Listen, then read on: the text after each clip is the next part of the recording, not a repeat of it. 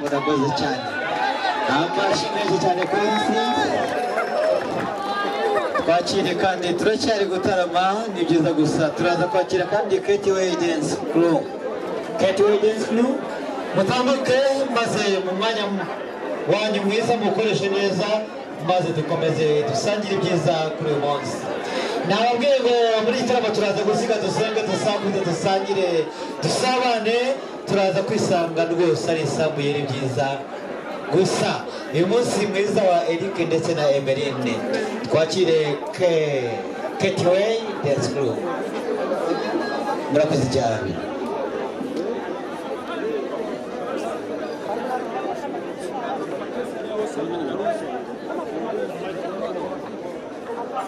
ndabibutsa ko muri buze kumushimira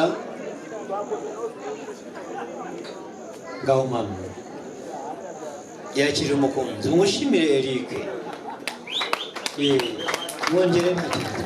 ati urumva bimeze bite mukunzi wanjye ati se ndategura reka nsabe na Emeline wakire kurongotse uyakirira umuganje uramwakira ubugira gatatu Emeline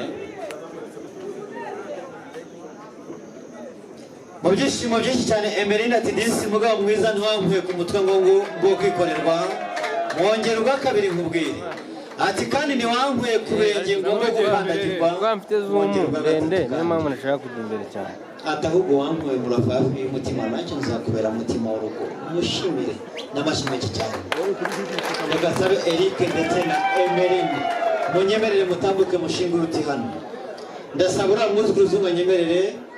asonzoranye imwe mu njyana namubwiye mutambuke neza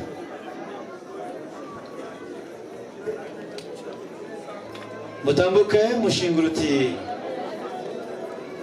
uretse nyoroherezaho gakeya ese hano si munyemerere mutambuke mushinga uruti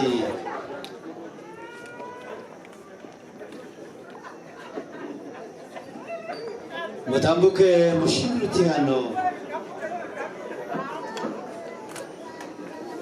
mugiye kunyemerera Eric araza gushimira uti ariya mu maso heza ha Emerine murahagarara murebana akanuna ko mu jisho murabanza murebane maze muhane ibiganza neza ndagira ngo bamenyeshe ko hano mugiye kugirana ibiganiro mpaka by'urugo mugiye kujya inama muganira aho abana banyu baziga byose muravana mu birangije muzi kuzungurega ibijya mu njyana ya Sing the Vita My Heart Will Go On maze mubigenze neza ndabizi murabahanga cyane mukora imyuga munsi mu minota mikeya murabigenza neza nk'imfura kandi turaza kubashimira ngaho reka ibijya